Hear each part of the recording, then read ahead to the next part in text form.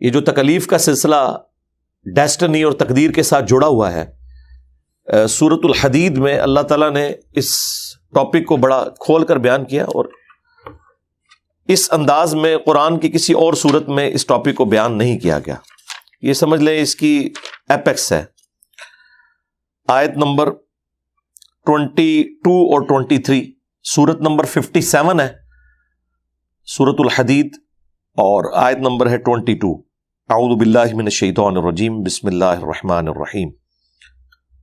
ما اصاب من مصیبت فی الارض، کوئی بھی مصیبت نہیں کہ جو زمین میں نازل ہو، یعنی پوری زمین کے اوپر جتنے بڑے بڑے مصائب آتے ہیں، خواہ وہ زلزلے کی شکل میں ہو، سیلاب کی شکل میں ہو، ٹورنیڈوز کی شکل میں ہو، کوئی وبائی مرض پھیل جاتا ہے، اس قسم کی جتنی تکلیف پوری زمین میں آتی ہیں۔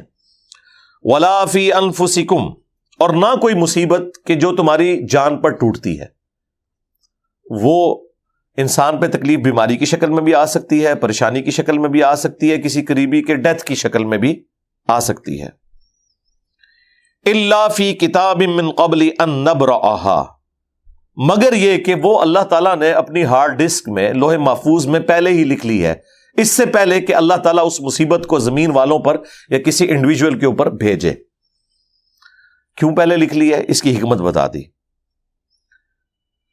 ان ذالک علی اللہ یسیر، پہلی بات تو یہ کلیئر کر دی کہ یہ اللہ کے اوپر بہت آسان ہے۔ ویسے تو ان امیجنیبل چیز ہے کہ دنیا میں اربوں انسان ہے، اور انسان تو ایک سپیشی ہے، اس کے علاوہ 20 لاکھ سے زیادہ سپیشیز پلانٹ ارتھ کے اوپر موجود ہیں، اور پھر ہر سپیشی کی آبادی جو ہے وہ بلینز میں ہے۔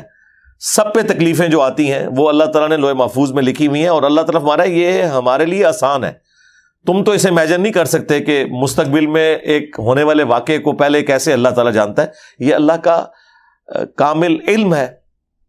سورۃ الانعام میں تو اللہ تعالیٰ نے یہاں تک فرمایا کہ کوئی پتا بھی کسی خشکی کی جگہ پر یا سمندر میں ٹوٹے کسی درخت سے، یا زمین کی گہرائیوں میں کوئی دانہ پھوٹتا ہے، مگر یہ کہ وہ اللہ کے علم سے، اور اللہ نے پہلے ہی لوح محفوظ میں یہ لکھ لیا ہوا ہے۔ یہ اللہ کا علم اتنا کامل ہے۔ لِكَيْ لَا تَأْسَوْا عَلَى مَا فَاتَكُمْ، یہ اس لیے کہ مت کف افسوس ملو اس بات پر جو تم سے جاتی رہی، کوئی تکلیف آئی، کوئی نعمت چھن گئی تو اس پہ افسوس نہ کرو۔ وَلَا تَفْرَحُوا بِمَا آتَاكُمْ، اور نہ شیخی بگاڑو اس نعمت کے اوپر جو اللہ تعالیٰ تمہیں دیتا ہے۔ وَاللَّهُ لَا يُحِبُّ كُلَّ مُخْتَالٍ فَخُورٍ، اور اللہ تعالیٰ کو یہ جتنے شیخی بگاڑنے والے ہیں، اتراتے پھرتے ہیں، یہ پسند نہیں ہے۔ تو اللہ تعالیٰ ہمارے ہم نے پہلے ہی لوح محفوظ میں یہ لکھ لیا ہے تاکہ تمہیں اس کا غم نہ ہو، یہ تمہارا مقدر تھی۔ تقدیر کبھی ٹلتی نہیں ہے، یہ ذہن میں رکھیے گا۔ تقدیر جو اللہ تعالیٰ کی طرف سے آپ کے لیے طے ہے وہ کبھی ٹلنی نہیں ہے۔ صرف وہی تقدیر ٹلتی ہے جس کے بارے میں تقدیر میں ہی پہلے لکھا ہوا ہے کہ اس تقدیر کے اگینسٹ وہ مجھ سے دعا کرے گا اور یہ تکلیف میں اس سے ٹال دوں گا۔ ہر تکلیف نہیں ٹلتی جناب، یہ ذہن میں رکھیے گا۔ وہی تکلیف ٹلے گی جو اللہ تعالیٰ نے مقدر میں کیا ہے کہ ہاں اس کو میں ٹال دوں گا، لیکن کچھ تکلیف ایسی ہیں جو اللہ نے آپ کی نہیں ٹالنی، کیونکہ اس کے ذریعے اللہ تعالیٰ نے آپ کو آزمانا ہے۔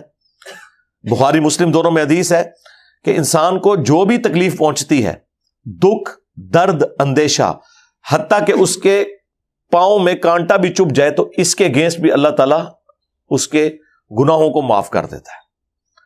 اور جامعہ ترمذی کے اندر ایک بڑی زبردست حدیث ہے، اور المستدرک للحاکم میں امام حاکم نے حضرت ابو ذر غفاری کے چیپٹر کے اوپر یہ حدیث لکھی ہے، کیونکہ حضرت ابو ذر غفاری کی زندگی جو ہے وہ غموں سے عبارت تھی۔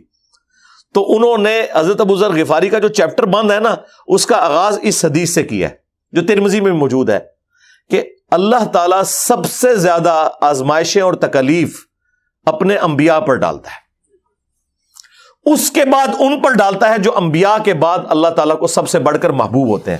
اچھا، اس میں ذکر صحابہ اہل بیت کا نہیں، جو بھی اللہ تعالیٰ کو اس کے بعد محبوب ہے، اور پھر اس کے بعد ان پر جو ان کے بعد بڑھ کر محبوب ہوتے ہیں، حتیٰ کہ انسان تکلیفیں جھیلتا رہتا ہے، اور جب دنیا سے اٹھایا جاتا ہے تو بالکل پاک و صاف ہو کر اٹھتا ہے۔ یہ بعض اوقات اتنے بڑے بڑے لوگوں کو جو تکلیف سے گزرنا پڑتا ہے، بعض کے لیے تو ان کی غلطیوں کا وہ کفارہ بن جاتی ہیں تکلیف، اور بعض کے لیے ان کے درجات بلند ہونے کا سبب بن جاتی ہیں. تو یہ اللہ تعالیٰ نے ایک سلسلہ تکلیف والا رکھا ہوا ہے جی، اس سے تو جان نہیں چھوٹنے والی. لیکن وہی بات ہے کہ ہمارا ایٹیچیوڈ یہ ہے کہ انا للہ و انا الیہ راجعون، اللہم جرنی فی مصیبتی و اخلف لی خیرا منہا. یہ ایٹیچیوڈ ہمارا ہونا چاہیے، ادروائز تو آپ کڑ کڑ کے مر جائیں گے. دنیا تو پھر غموں سے عبارت ہے. یہ اللہ تعالیٰ نے ہر شخص کی زندگی میں مختلف غم رکھے ہوئے ہیں، ٹھیک ہے، اور وہ غم اسے آنے ہیں. تقدیر میں اس قسم کی جو چیزیں ہیں وہ ٹلتی نہیں ہیں. ہاں کچھ چیزیں جو اللہ تعالیٰ دعا کی برکت سے ٹال دیتا ہے. بخاری مسلم میں حدیث ہے کہ جو شخص یہ چاہتا ہے کہ اس کی عمر دراز کر دی جائے اور اس کے رزق میں اضافہ کر دیا جائے. اب یہ دو بڑی چیزیں ہیں. رزق میں ہر چیز ہے، صرف مال و دولت نہیں، اچھی صحت بھی رزق ہے، اچھی اولاد بھی رزق ہے، اللہ کی ہر نعمت رزق ہے. تو جو چاہتا ہے کہ اس کی عمر بڑھا دی جائے، یعنی اس میں برکت کر دی جائے یا اس کے رزق میں اضافہ کر دیا جائے، تو وہ اپنے رشتہ داروں کے ساتھ حسن سلوک کرے. کام بڑا مشکل ہے. تعویذ دھاگے تو لوگ رشتہ داروں پہ کرواتے ہیں، حسن سلوک نہیں کرتے، باہر کے لوگوں کے ساتھ کرتے ہیں، کیونکہ جیلسی فیکٹر ہوتے ہی رشتہ داروں میں.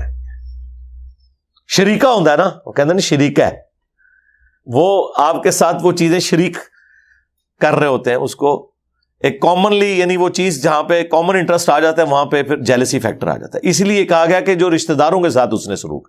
اور ظاہر ہے کہ رشتہ داروں کے ساتھ حسن سلوک کا مطلب یہ تو نہیں ہے کہ صرف دو میٹھے بول ہی بولنے ہیں. مراد یہ ہے کہ آپ فائنینشلی ان کی ہیلپ کریں. اور آج کے اس پرفتن دور کے اندر تو سب سے بڑا ایشو ہی جو ہے وہ اکانومی بنا ہوا ہے. تو اس قسم کا آپ حسن سلوک کریں تو اللہ تعالیٰ آپ کے رزق میں بھی برکت اور آپ کی عمر میں بھی برکت کرے گا. تو یہ چیز اس بات کا ثبوت ہے کہ تقدیر میں ڈیسیژن چینج ہوتے ہیں. وہ حدیث تو اصول محدثین پہ ضعیف ہے کہ صدقہ جو ہے وہ تقدیر کو بدل دیتا ہے یا مصیبت کو ٹال دیتا ہے، لیکن اس کو یہ سپورٹیو یہ حدیث ہو جاتی ہے بخاری مسلم کی کہ اگر کوئی شخص چاہتا ہے کہ اس کے رزق میں برکت کر دی جائے یا اس کی عمر دراز کر دی جائے تو وہ اپنے رشتہ داروں کے ساتھ حسن سلوک کرے، تو انشاءاللہ تعالیٰ اس کے لیے اللہ تعالیٰ آسانی والا معاملہ کرے گا. باقی دعا کے حوالے سے کبھی بھی بے نیازی نہیں ہونی چاہیے. اللہ تعالیٰ ناراض ہوتا ہے جو لوگ اللہ سے دعا نہیں کرتے.